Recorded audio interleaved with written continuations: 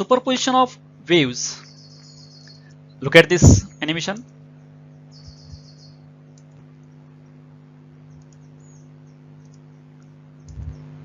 In this case, when two or more waves traveling through a medium pass through a common point, each wave produces its own displacement at that point.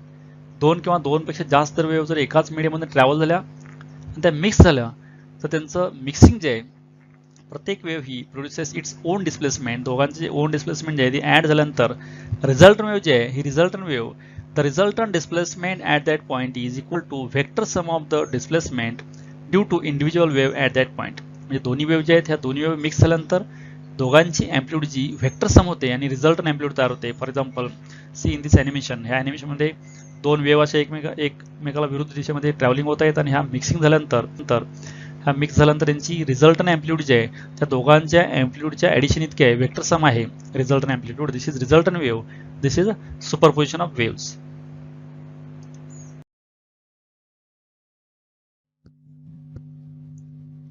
Next point is superposition of two wave pulses of equal amplitude and same phase moving towards each other.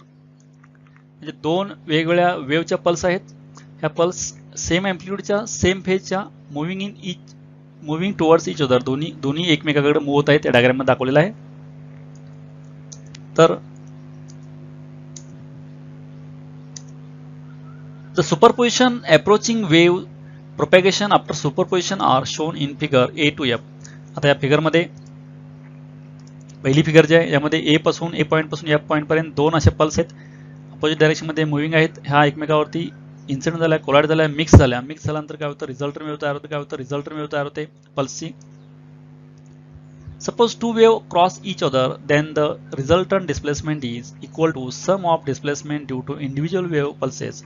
This is constructive interference. ज्यावेळी दोन्ही pulse mix झाल्यात, superpose झाल्यात, त्यावेळी दोघांचे mixing जे आहे हे resultant काय असतं दोन्हींचे जे अँप्लिट्यूड आहे ह्यांच्या ॲडिशन इतकी अँप्लिट्यूड येते यामध्ये individual डिस्प्लेसमेंटच्या.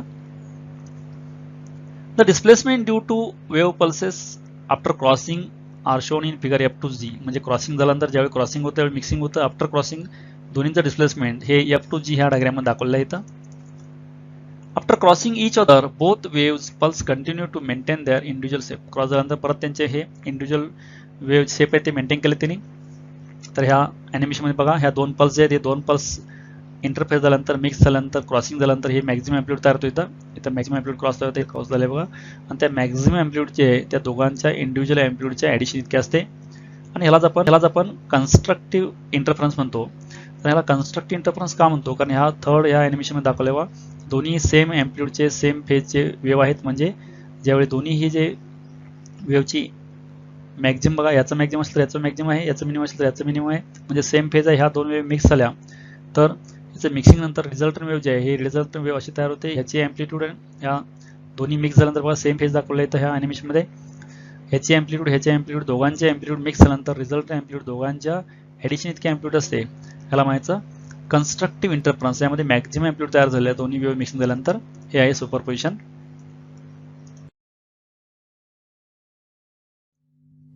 Point superposition of two wave pulses of equal amplitude and opposite phase moving towards each other. आता आपण दोन पल्स आहेत या दोन्ही अपोजिट डायरेक्शन मध्ये मूव्ह होतात पण यामध्ये फेज अपोजिट आहे. अपोजिट फेजच्या वेव्ह जर मिक्स झाल्या तर काय रिझल्टंट वेव्ह तयार होते बघायचे आपण इथं फर्स्ट डायग्राम मध्ये दाखवलेलं आहे. The propagation of approaching wave pulses superposition and propagation after superposition are shown in figure A to E. A जे ए पासून ई पर्यंत आपण प्रोपॅगेशन जे आहे बिफोर मिक्सिंग आणि आफ्टर मिक्सिंग दाखवलेलं आहे. The resultant displacement full line is 0 due to individual displacement dashes line differing in phase exactly by 180. This is destructive interference. हे दाखवलेले फुल लाईन आणि डॅश डॉटेड लाईन्स हे mix झाल्यामुळे diagram मध्ये. Displacement due to one wave pulse is cancelled by displacement due to other wave pulse when they cross each other. Figure C मध्ये दाखवले ज्यावेळी crossing झालेले आहे one wave आणि other wave. After crossing each other, both the waves pulses continue and maintain their individual shapes. परत crossing झाल्यानंतर पुढे त्यांचे आणि आहे तसे आपले शेप जे ते पुढे मेंटेन करतात कंटिन्यू होतात त्या वेव्स. या डायग्राम मध्ये दाखवले बघा. सुपरपोजिशन झालं, फर्स्ट वेव्ह आला इकडून, सेकंड वेव्ह इकडून आले, दोन्ही मिक्स झाल्यानंतर एक क्रॉसिंगला इथं रिझल्टंट 0 वेव्ह तयार होते. डॅश हे डार्क लाईन दाखवले आणि डॅशेज हे 2 वेव्हज आहेत. त्यानंतर परत आफ्टर मिक्स झाल्यानंतर काय होतं, क्रॉसिंग नंतर परत हे ॲज इट इज पुढे सेफ ते कंटिन्यू करतात. त्याला आपण डिस्ट्रक्टिव्ह इंटरफरन्स म्हणतो. डिस्ट्रक्टिव्ह इंटरफरन्समध्ये रिझल्टंट 0 होतं इथं. हे आपण ह्या ॲनिमेशनमध्ये दाखवले वा. दोन्ही वेव्ह ह्या आउट ऑफ फेज आहेत, म्हणजे वनचं ज्यावेळी मॅक्झिमम असतं त्यावेळी दुसऱ्याचं मिनिमम आहे. म्हणजे एकाचं क्रस्ट दुसऱ्याच्या ट्रपवरती इन्सिडेंट होतं, असं हे मॅक्झिमम क्रस्ट आहे, ट्रप आहे. ह्या आउट ऑफ फेज वेव्ह आहेत. 180 डिग्री फेज डिफरन्स आहे यामध्ये. अशा वेव्ह जर ह्या दोन वेव्ह मिक्स झाल्याच्या, तर मिक्सिंग झाल्यानंतर ह्या दोन्ही वेव्हज यामध्ये रिझल्टंट जे आहे हे रिझल्टंट 0 इंटेन्सिटी वेव्ह तयार होते. This is called as destructive interference.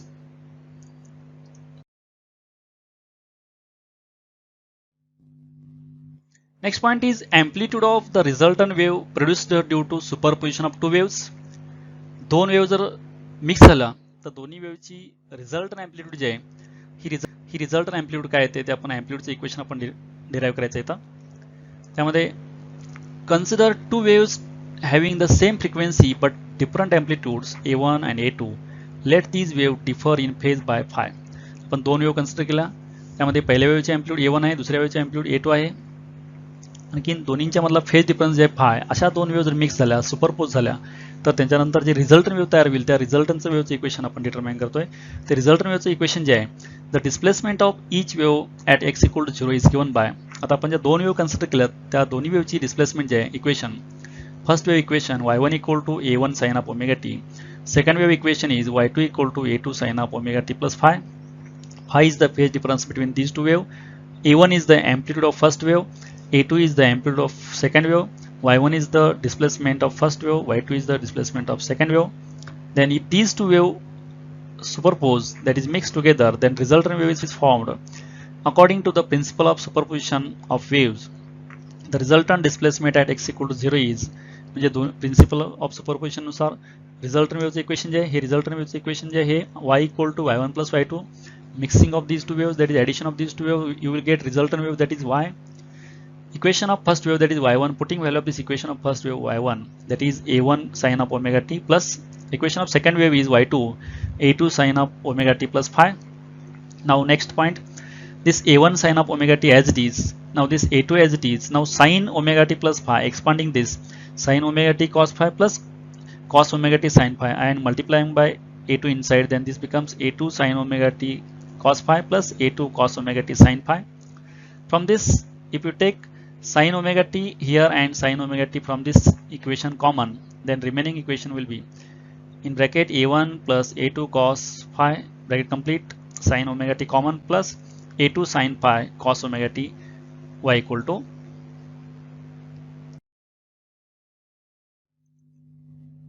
Now we write for a1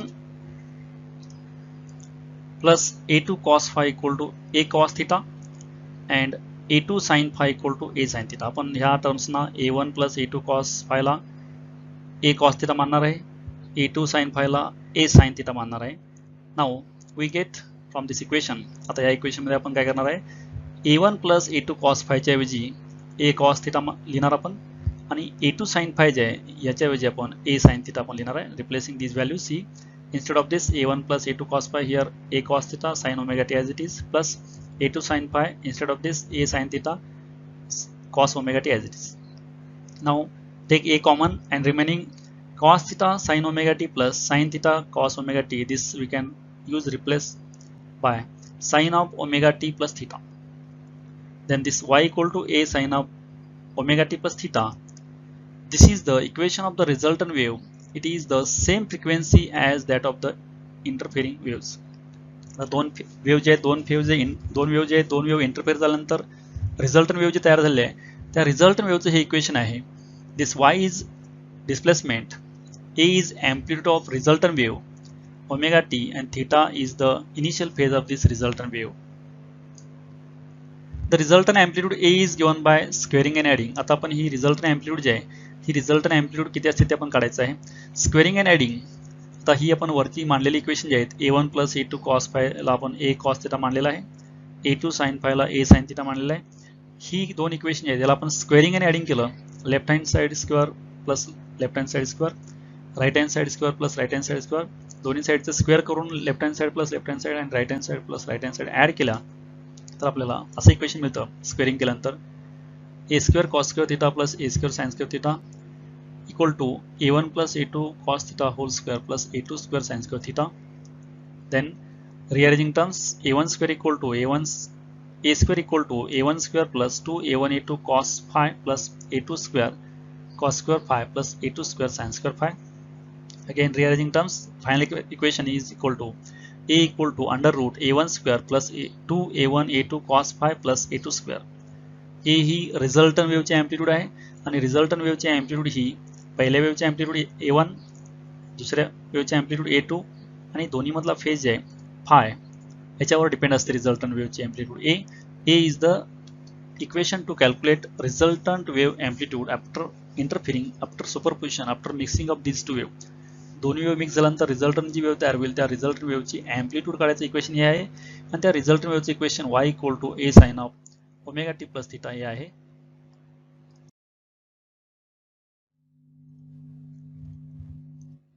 special cases आता याच्यामध्ये आपण रिझल्टंट अँप्लिट्यूड जे आहे ए त्याचं आपण इक्वेशन डिटरमाइन केलं त्यामध्ये आपण स्पेशल केस दोन बघणार आहे. पहिली केस आहे when phi equal to 0 that is the waves are in phase the resultant amplitude is जर waves in phase मध्ये असतील तर त्यांची रिझल्टंट अँप्लिट्यूड जे आहे ए हे under root a1 square plus 2 a1 a2 cos phi ची व्हॅल्यू 0 टाकली प्लस a2 स्क्वेअर हा जे आहे a1 प्लस a2 चा होल स्क्वेअर आहे स्क्वेअर आणि स्क्वेअर रूट कॅन्सल झालं. Then resultant equation is a equal to a1 plus a2. The resultant amplitude is maximum when phi equal to 0. ज्यावेळी phi ची value 0 असते त्यावेळी ही amplitude maximum येते. त्याच्यामध्ये पण आपण अजून एक if the amplitudes of the waves are equal that is a1 equal to a2 equal to a then the resultant amplitude is maximum that is 2a. जर आपण a1 पण a टाकलं a2 पण a टाकलं तर a plus a2a he maximum amplitude येते जर a1 equal to a2 equal to a असेल तर. Second case, when phi equal to pi, that is the waves are out of phase, the resultant amplitude is. जर waves out of phase असतील तर त्यावेळी resultant amplitude जी आहे ती a equal to under root a1 square plus 2 a1 a2 cos pi plus a2 square. This is minus, hence a1 square minus 2 a1 a2 plus a2 square. This is the a1 minus a2 whole square. हा याचा square आहे तो म्हणून square आणि square route cancel झालं त्यावेळी a1 minus a2 value. The resultant amplitude is minimum when phi equal to pi. Phi ची value pi असेल त्यावेळी resultant is minimum असते. त्यामध्ये पण आपण जर if the amplitudes of the waves are equal that is a1 equal to a2 equal to a then the resultant amplitude is minimum that is 0. जर a1 आणि a2 same असतील तर a minus a 0 होतं म्हणजे resultant amplitude जे आहे minimum असते 0 असते. हे आउट ऑफ फेजला that is phi equal to pi असते वेळी ह्या दोन स्पेशल केस आहेत अँप्लिट्यूडच्या. Next one is the intensities of the waves are proportional to the square of their amplitude. वेव्हच्या ज्या इंटेन्सिटी असतात त्या इंटेन्सिटी त्याच्या अँप्लिट्यूडच्या स्क्वेअरवर डिपेंड असतात. म्हणून आपण फर्स्ट केसमध्ये hence when phi equal to 0 ज्यावेळी फाय 0 असतो त्यावेळी इंटेन्सिटी मॅक्झिमम ही अँप्लिट्यूड मॅक्झिममवरती स्क्वेअरवरती डायरेक्टली प्रोपोर्शनल असते. म्हणजेच काय I max directly proportional to square of the maximum amplitude. But for phi equal to 0 already we have calculated A is a1 plus a2 square that is I max maximum amplitude जी आहे ही intensity दोन्हींच्या अँप्लिट्यूडच्या ॲडिशनच्या स्क्वेअरच्या प्रमाणात बदलते. And when phi equal to pi ज्यावेळी सेकंड केस आहे फायची व्हॅल्यू पाय असेल त्यावेळी I minimum intensity proportional to minimum amplitude square that is and minimum amplitude is a1 minus a2 whole square. Second कंडिशनला minimum intensity. Therefore intensity is maximum when the two waves are in phase while intensity is minimum when the two waves interfere out of phase. म्हणजे दोन wave जर in phase मध्ये mix झाल्या तर त्यामध्ये intensity maximum असते ही I max आणि दोन वेव्ह जर आउट ऑफ फेज मिक्स झाल्या तर त्याची इंटेन्सिटी मिनिमम असते. इन फेज म्हणजे phi equal to 0 out of phase म्हणजे फाय इक्वल टू पाय. ह्या दोन आपण केसेस बघितल्या इंटेन्सिटीच्या intensity minimum and intensity maximum.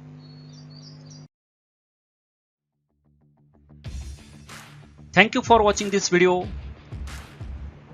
Keep watching videos and don't forget to subscribe, like and share.